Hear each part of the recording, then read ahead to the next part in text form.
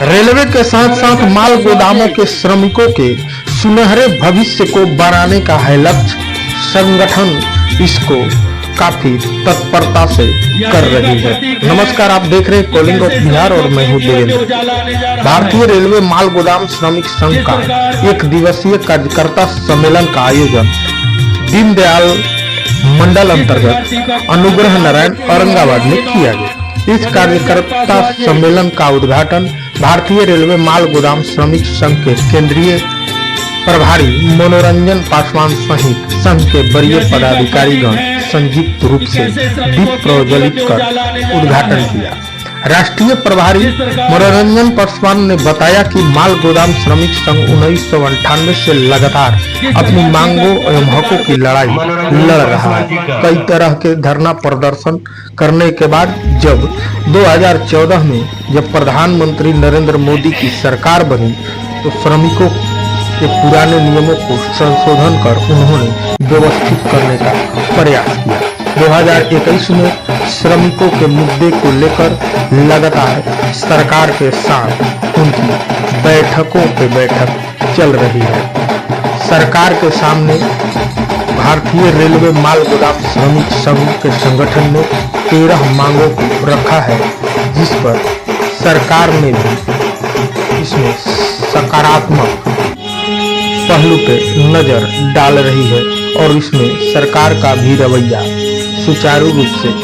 सकारात्मक दिख रहा है। 13 मांगों में मेडिकल की सुविधा और दुर्घटना का लाभ सहित अन्य मामले भी, अन्य लाभों पर भी सरकार के साथ उनकी लगातार बैठक हो रही है। मनोरंजन पासवान ने बताया कि इसको लेकर सरकार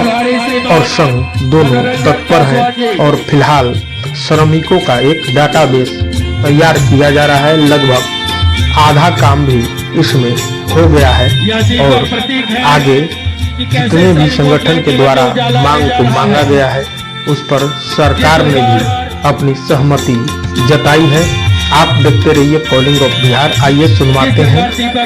राष्ट्रीय प्रभारी मनोरंजन पासवान ने क्या कहा।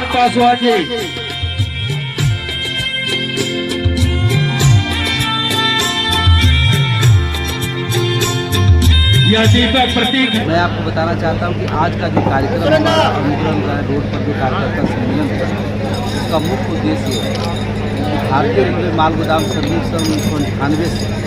रेलवे माल गोदाम में काम कर रहे मजदूरों के हक अधिकार की लड़ाई लड़ रहा है। इसमें कई आंदोलन, कई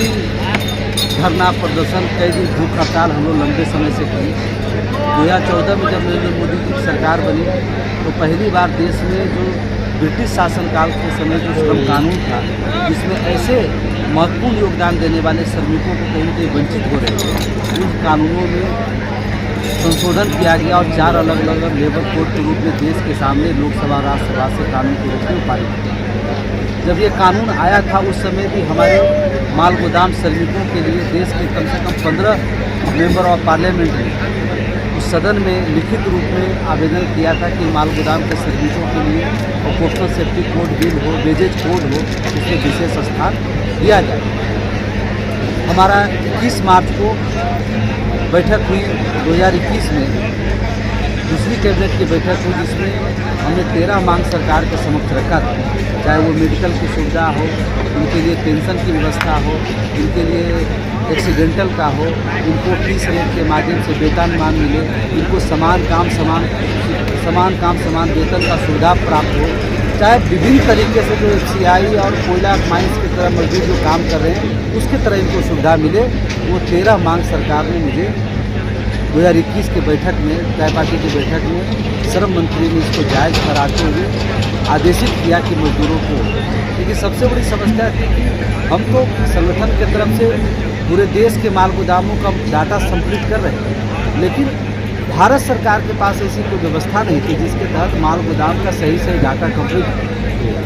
तो सरकार ने इस श्रम जो देश के असंगठित क्षेत्र के मजदूरों के लिए समर्पित किया, उसी में रेलवे माल गोदाम के श्रमिकों के लिए अलग से पोर्टल बनाया गया और भारतीय रेलवे माल गोदाम श्रमिक संघ को एक तरह से सरकार ने ऑथराइज किया कि देश के हर माल गोदाम टैक्स माल गोदाम मजदूरों का रजिस्ट्रेशन करके उनका डाटाबेस कंप्लीट हो और डाटाबेस कंप्लीट हो करके जो इनको डिमांड मिला है उनके हाथों तक पहुंचाने की व्यवस्था है। जब हमने